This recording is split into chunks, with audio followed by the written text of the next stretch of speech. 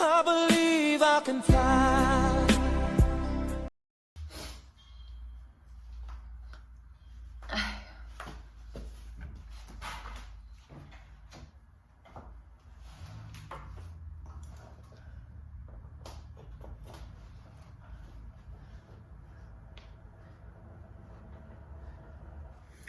Hey everybody, welcome back to my channel. In today's video, I kind of wanted to get a little personal. I wanted to share a little bit about myself.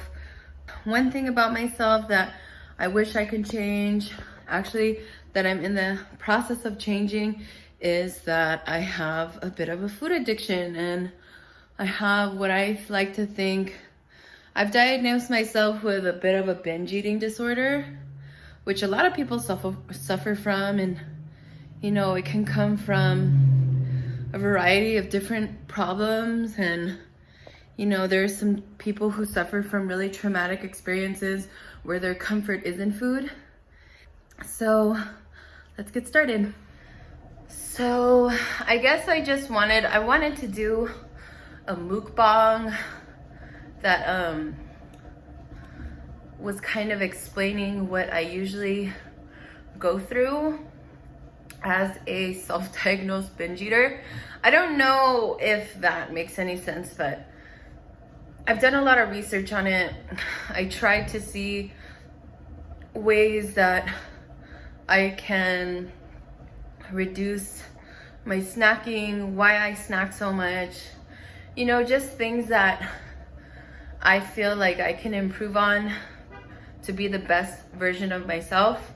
I thought I would do it while getting warmed up on the bike because we're down in the grotto. Please excuse the mess. Let me just set my iWatch real quick. For my binge eating, I've been through my fair share of harmful decisions. I haven't made the wisest choices. I think during my adolescent and my teen years is, you know, I was just going through a lot of stuff. I didn't know how to properly establish myself as a person who wants to vent or needs to talk about their problems the right way. I don't like to categorize things as the right or the wrong way, but it definitely wasn't a healthy way. I would numb myself a lot with, I don't need to say it out loud, but I was a heavy drinker. I would dabble here and there with other things, and you know, all of it was just to like not feel. I didn't know how to properly express my emotions, and I didn't know how to talk about problems or solve problems the healthiest way, for that matter. So I would numb myself a lot. I used to smoke cigarettes. I used to go out a lot. Just anything that I didn't have to think about what was happening in my life. So I just wanted to get rid of that moment. And you know, I've learned from my therapist that no matter what you use to numb yourself for that moment, the problem's always still gonna be there, which is something that I had to really learn the hard way. Sorry, excuse my hair, I'm bald-headed. But so my therapist has brought me to an understanding that, you know, alcohol and narcotics, yeah, are they an outlet? Definitely. But are they good for you? Do they help me? No, not really. It just was a really expensive habit, and I was a totally different person when I would do this stuff. I was pretty wild as a teenager. As a kid, I was a very bubbly girl. I was still a bubbly girl when I was wild, but a little bit more to that, and it's a bubbly wild girl. After getting with Miguel, him and I have been through our fair share of relationship issues. We have grown so much as people and as a couple, and you know, being with him has really shown me that there's more to me than drinking and smoking and, being this wild party girl. And we've helped each other grow as parents. After I got sober, everything was fine. For alcohol, I've been sober for almost 6 years. Smoking weed, and for just narcotics in general, but my drug of choice was smoking weed, although, you know, it's legal now, so me personally, I don't consider that a drug, but it was something that I would numb myself with. I've been sober off of that for almost close to 1.5 years. I have been on and off with it only because marijuana has always been my go-to. It was my best friend, and I finally had a breakup with him. Long story short, after I got sober, I didn't realize it at first, but I had gained a lot of weight.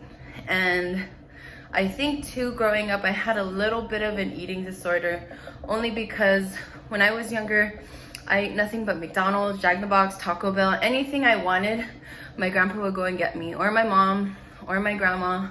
You know, just, you know, that loving family where they get you whatever. So as a kid, I was kind of chubby. Then I would go through these sporadic moments where I would starve myself. Like when I was 15 to 16, I called it the orange a day diet. And for like a straight 1.5 months, I only ate a tangerine, that was it. And I dropped like almost 40 pounds. But my hair was falling out. So obviously that wasn't healthy. You know, I have a very addictive personality, so I think after I got sober, I was addicted to energy drinks for a while. Just anything that got me like hyped or anything that got me relaxed.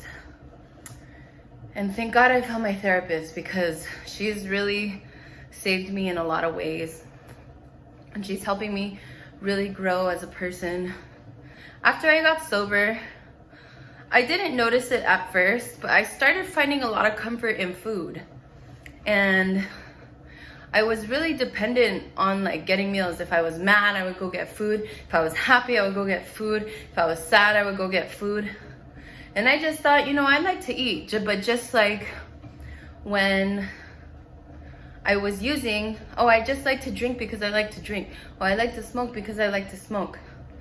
But it was becoming an addiction, and I didn't realize it until I gained a lot of weight. My weight fluctuates a lot too. I'm not petite. I'm not a little dainty little Filipino girl. I'm a Guamanian soldier with a Filipino temper. No, I'm just kidding. I think Filipinos and Guamanians have bad tempers in general. Guamanians a little more. But I'm not a small girl, so when I eat a lot, I don't have a metabolism to where I stay small. We'll just put it like that. So when I eat, you can tell on me. I guess when I was younger, I was able to hide it a little better. But as I'm getting older, my metabolism is slowing down. When I started, I forgot, I'll look it up and I'll post a picture of when I gained a lot of weight. Like after I had my daughter, I was 190 for 3 years, and my excuse was always like, you guys, I just had a baby 3 years ago, give me a break. But like I said, I messed around with stuff and I dropped all that weight. But of course it wasn't a very healthy way. I mean, I was exercising and stuff, but I had helpers. I'm rambling. When I was in my food addiction, I still kind of am, and I'm trying to get a hold on it, but that's for later in the video. I gained a lot of weight. The most I've weighed without like anything is 190. I went up to like 192, and that was from coming from 139 to 192. And that was because I was just really sad. Things were going on in my life that I wasn't happy about. And like I said, this was before I saw my therapist. My go-to was food. Like, I just loved food. And food was the only thing that made me comfortable. After I had realized that I had gained a lot of weight, I gussied it up and I started hitting the gym really hard. I was eating way better. But my diets and my exercising has never been consistent because I love food so much. I self-diagnosed myself as having a binge eating disorder because when I snack, it's continuous and I have no control, or I feel like I don't control myself to the point where I make myself aware of it and my brain tells me to stop, but I'm constantly just still shoving food in my mouth. Even when I'm full, if food is in front of me, I want to eat it. I dropped the weight, I got fit again, but then I kept putting it back on. And you know, like I said, this has been happening my whole entire life. I didn't have the greatest eating habits when I was younger, only because you're a product of your environment. My family always cooked like Filipino food. I grew up on Spam and rice and Vienna sausages, longanisa, McDonald's, Taco Bell, KFC. Like all that really unhealthy food, all that comfort food. So I guess this video is gonna be a little longer than 10 minutes. After I got with Miguel and a couple years into our relationship, we've already been eating healthy, going to the gym consistently, but I was never used to the whole eating healthy lifestyle. I know it's a lifestyle, but I never stuck to it. To this day, it's really hard for me to stick to it. Like I'll have a great 2 weeks of eating healthy portions, you know, eating all my vegetables and my fruits, my grains, things like that. But the moment I have a cheat day, it takes me into this downward spiral, and I lose all my muscle, I gain all my weight back, and I don't know what happens. So something my therapist recommended for me was keeping a food journal, and it's really helped.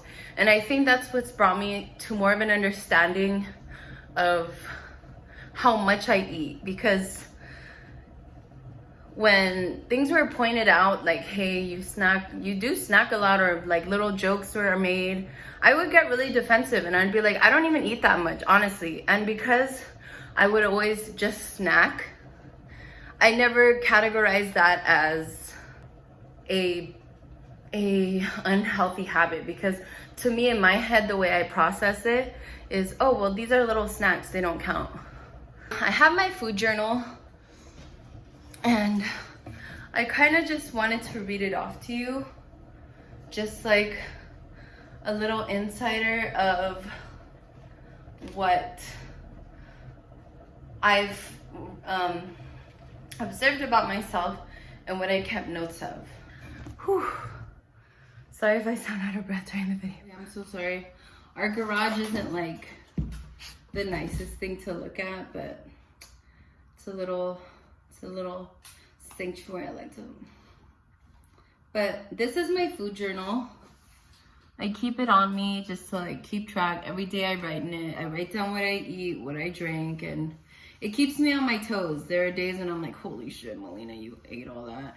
And then there are days when I'm just like, oh, I don't want to write this down because I know I'm bad.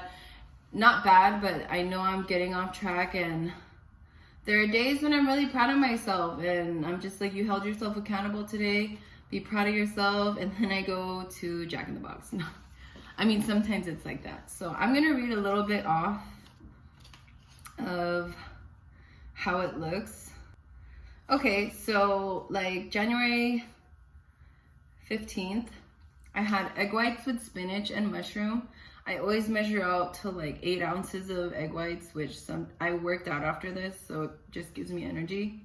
I had half a banana, rice, black-eyed peas, green beans, ground turkey, salmon fish tacos, French fries, beans, and avocados. So there I had French fries, so I probably cheated a little bit. But other than that, I was very mindful that day and I held myself accountable. So let me read a really bad eating day. Like, I'll show you how it gets out of hand. So here I have egg whites, green pepper, red onion, and half an avocado. I had one veggie crunch wrap, bean burrito with no cheese. That's from Taco Bell. I had 3 hard tacos, 1 soft, a piece of pizza, 2 Oreos, salt and vinegar, potato chips. And I labeled it as emotional eating at night because I think that night I was feeling really sad. So I just kind of let myself loose. And sometimes I'll be sitting in bed, like that night, I remember specifically, because I felt so ashamed after. It's literally like, since for me, it's kind of like an addiction. Sometimes after I eat, because I eat really fast too, especially depending on how I feel I'm in a lot of shame and I'm humiliated, and I'm literally talking to myself saying like, why did you eat that? Like, what did you do? How come you couldn't just have one? Or like, why did you have to buy all of that? Because I eat pretty crazy sometimes. And that night I felt like I was doing well, and then something happened. Like, I just got really sad, which isn't a justification for what I ate, but I remember this day specifically, I was really, really sad. The next day, I had 1 boiled egg, a big piece of chicken pot pie, shrimp chips, 3 Oreos, piece of dark chocolate, 1 can of squirt, Baby Bell cheese, 2 pieces of pizza, 1 breadstick, 1 wing, ceviche with chips, and a Diet Coke. That was a really bad day too, and I was still feeling really sad. When I read things and when I go back on this and I read it to myself, I try to see where I can improve. And I try to see, because in the morning I do great. I eat a healthy breakfast. It's not until lunchtime where I'm just like, okay, I'm hungry again. What can I make for lunch? Because for breakfast, it's kind of, for me, it's kind of already automatic. I'll either have egg whites with veggies. That's usually my go-to, or it has been. Miguel used to make me overnight oats every night, but then I kind of got tired of it and I would leave it in the fridge, so it really offended him. So he stopped making it. He used to make me smoothies, but sometimes I would go as far as like making a whole bowl of tater tots, just because I love potatoes, french fries, anything from potatoes I love. Like right here, I'll also validate myself. January 21st, egg whites with mushroom, spinach, spring mix, vegan pepper jack cheese, half an avocado, a banana, 6 almonds, and I even wrote off to a good start. I had 1 cup of rice, turkey with chickpeas, a bowl of veggies, 1 orange, rice with veggies, a little bit of turkey with chickpeas and salmon, the rest of Azaria's chia seed water. So this one was a really good eating day. This one I was very aware of what I was eating, and I was telling myself, okay, we're gonna have a good day today. We're not gonna binge. We're not gonna emotionally eat. We're gonna stick to a good eating regimen. So I was able to hold myself accountable for that one. I know there is one in here. I'll read one more page. I know, and usually what they sound like, they're starting off good. But like I said, it's not till like towards more of the end of the day is when like the little binge eating monster comes out. So I want to read another one. Okay, like this one was pretty crazy. So January 20th. Oh, I'll read the January 19th. And this is when I was at my auntie's house. And my auntie lives in Paradise Hills. And these were the aunties I grew up with. So here it goes. So January 19th, I had bacon with egg and rice, longanisa. I had 2 of them. 1 fish with rice, a pack of Skyflake crackers, 1 Sprite, 1 water with Crystal Light. I had a large fry, chicken nuggets, and a Big Mac, and I had 2 packs of ramen. Bad eating day. And this was the second day I was at my aunt's house. So January 20th, I had 1 slice of pizza. Then I had 2 more slices of pizza, 2 shrimp lumpias, 1 pork shrimp, and 2 pieces of Mexican bread, 2 pieces of guava, and I even wrote starting off really bad. Cashews and almonds, rice and turkey with asparagus and chickpeas. Then I had a handful of cashews. So as you can see, when I'm like with my Filipino side, which everywhere I go they're Filipino, but like I said, these were the aunties that I grew up with, so they had all that Filipino comfort food. And especially when I'm around comfort food, you better steer clear, boo, because I'm a coming. But when I was there, I just lost it. I was really angry. I was upset. I was happy I was there, but I indulged in everything that was there. And plus my uncle cousin would always be like, hey, I call my uncle cousin because he's my age, so I consider him my cousin, but technically he's my uncle. So my uncle cousin would always bring, like, he would always text me and be like, hey, does Azaria want anything? So for the 2 days, we were eating, like, fast food, too. Because when he would come home from work, he bought, like, Jack in the Box or McDonald's. So when I'm, like, with them, I eat a lot because, one, it's comfort food, like I said, and two, I just really, when I eat. You know that saying in Hawaii where they say we don't eat till we're full, we eat till we're tired? I will literally eat until I'm sleepy. And even when my body is telling me, hey, no more, I'm just like, well, maybe a little bit more. And then tomorrow I'll start over. That's my mindset, which is something I'm trying to grow out of. Because as you can see, I'm not a little girl. Like, I have big arms and, you know, I watch 600 Pound Life a lot, and I'm not saying I compare myself to those people because we're on two different levels. I always watch it and I'm just like, you know, I wonder, like, they have all different backstories of how they got to that size. But it kind of makes sense, you know. I'm not saying I had something traumatic happen in my life, but, you know, having to numb myself and not knowing how to properly express myself or talk about my feelings kind of led me into being addicted more to food, especially after I got sober. After I got sober, it just kind of clicked to me that food was my go-to and food was my savior and food wasn't going to hurt me. Like, that was my thought process, that food was always going to be nice to me and always make me feel good and it never judges me, things like that.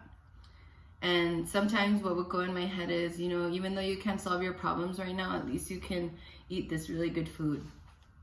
And, you know, every day I'm trying to better myself with that aspect of my life. And I try not to be hard on myself like my therapist says, because if we could all read what we say in our heads written on our bodies, if I had everything written on my body, what I think about myself, it would be really negative. It would be nothing but negative comments. So when I do mess up, I tell myself, okay, you messed up, but there's no use in feeling bad about it. Do better tomorrow. Like, replace it with something newer. Sometimes I try to talk myself out of going to fast food places. It's crazy because sometimes when I get that urge and I'm about to pull into a fast food place or wherever, or 7-Eleven, something, to buy chips maybe, I just pass it, and I get really anxious too because I know it's coming up. I want to get food, and I just pass it by because I know that it's just, I tell myself, just like I would say with alcohol and with other things, I tell myself, okay, you want to use this, you want to drink this, you want to do this, but your problem is still going to be there after. So with food, I try to tell myself, okay, you're going to eat all this food, you're going to feel good for the moment, you're going to feel satiated, you're going to feel safe, comfortable, but your problem is still going to be there after, and you ate all that food. So on top of that, you're going to feel like shit. So that's something that I try to tell myself when I do have the urge to binge eat, because there are times when my food addiction does get really bad and I'm a work in progress. I don't bash on myself as hard as I used to, because whenever I would go into a binge, it would spiral out of control to where I would eat like fast food 3 times a day, because I was just like, fuck it, I'm already gaining all this weight, who cares? Yeah, I just wanted to share that because You know, I know people think that a food addiction and a binge eating disorder is not real, but it is real. And, you know, it's all about what you want to do about it. I mean, food is great. Trust me, I still love food. I'll always love food. But there are times when I have to tell myself when is when, because just like you love food, food could also be deadly if you're not careful with it. And I try to role model for my kids. Like, I mean, they see me eat junk food a lot, and they know if we have snacks, I'm gonna be the first one to finish it. But I also have to be a role model to my kids, like, hey, you have to eat like this, especially my little daughter, Azaria. My oldest one is more slender. Her mom is very petite. And where I'm built, like, I'm more broad and I'm more dense. I'm thicker. I'm more thicker than the average. I'm a lot thicker than the average Filipino. I think I get it from my Chamorro side to where I'm just a lot huskier. But for my little daughter, I try to role model for her, like, hey, because, you know, she's growing and I can see her filling out her body a little bit more. Not like crazy. She's still a little girl. She's only 8. But I try to role model for her, like, hey, we need to make healthier choices. We need to practice exercising. And, you know, they're very fit. We go hiking with them. For the most part, we have a lot of healthy food in the house. I make healthy meals. But when she sees me snack, she wants to snack. And I can't just be like, oh, no, you can't eat this. I'm only going to eat it. So I don't want her having the same eating habits that I did when I was younger. And I'm just trying to get both of them, and my guy, Miguel's really good about it too. I'm trying to get them ahead of the game and letting them know, like, hey, exercising should be a part of your life. Eating healthy should be a part of your life. Not like crazy healthy, but at least healthy with a twist. Like, just putting like salt-free seasoning, things like that. Not many condiments that are high in sugar, high in sodium. And if they do, they should only use it in moderation. So like probably like a teaspoon, but let's get real, that don't do nothing. But yeah, I just try to let them know, you know, everything's good in moderation, because that's what I'm teaching myself. So while they're growing, I'm growing with them. And yeah, hopefully what I shared with you is just an eye-opener. If you are struggling with a food addiction or a binge eating disorder too, there's always a new day. And every day, it's never too late to start the day. That's what my therapist says. It's never too late to start the day. So be nice to yourself. Speak nicely to yourself in your head. Tell yourself nice things. Give yourself a hug, because you are worthy of love. You are lovable. And, you know, there's always room for improvement. So thanks for watching this video. I have to work out now because I've been talking for like the past almost 30 minutes. So thanks for joining me. Bye.